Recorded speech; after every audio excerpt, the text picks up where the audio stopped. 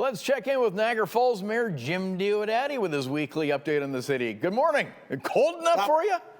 Oh my gosh, that sound of the snow crunching under the tires this morning, I love it though. I love being cozy in bed when it's like that. yeah, but we got you up to join us again on Morning Live. But yeah, the falls, actually beautiful shots that we have every morning of the falls, and now partially frozen.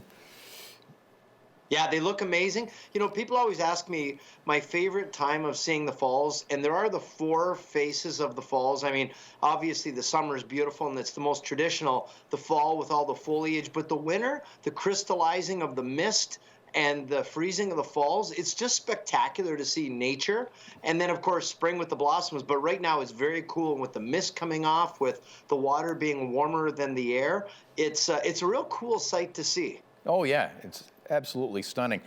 Well, let's get back to business. And actually, you've been very busy visiting many local businesses.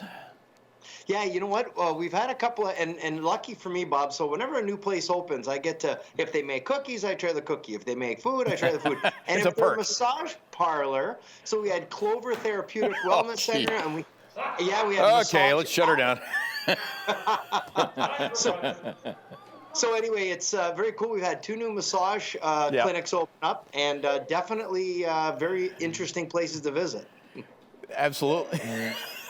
What are you guys laughing at? You had a massage. You can do that. I don't know. Yeah. We're just glad you're not in your robe right now. With my pipe? Yeah.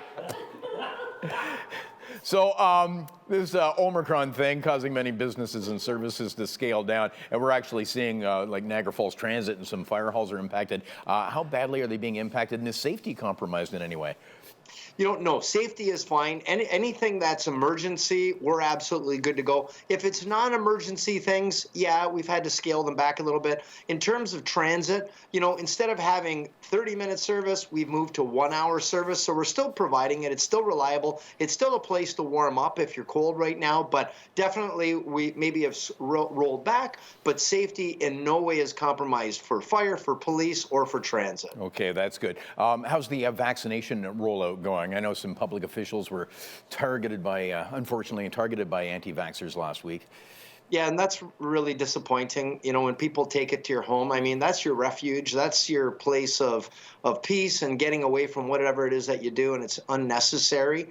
But in terms of vaccination at the Niagara Falls Convention Center, it's a mass vaccination and booster clinic, and it's been very successful. We're doing several thousand per day, every day, and it was described to me by Janice Thompson, the president of Niagara Falls Tourism, as a ballet. It just flows so smoothly. It's so well organized and well orchestrated that we're able to move the ball forward. So it's real successful, and hopefully we can get ahead of this and put this behind us. Absolutely. And of course, the pandemic has brought many changes to everything we do, including yourself at City Hall. What changes were put in place that you will see continue on post-pandemic whenever we get there?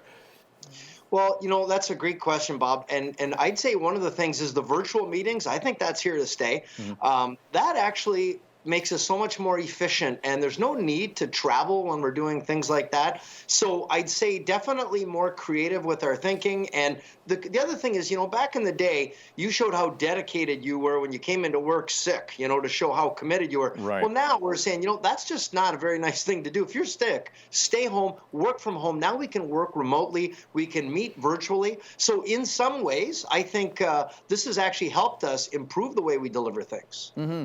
And before the end of the current term, what are the priority items for you in 2022? Well, hands down, one would be the new Niagara South Hospital that's being built right here in Niagara Falls. We're counting on a shovel turning, hopefully sometime in the spring. We've yet to open up our new $140 million entertainment center, 5,000-seat entertainment center, which is connected to the Hilton across the street from the casino. Our new farmers market and culture hub, that will be cutting the ribbon on this year, sometime late spring. So those would be our three biggest things. And of course, turning Go back on, getting that up and running, and addressing some of the affordability issues and homelessness issues. The housing shortage is a biggie.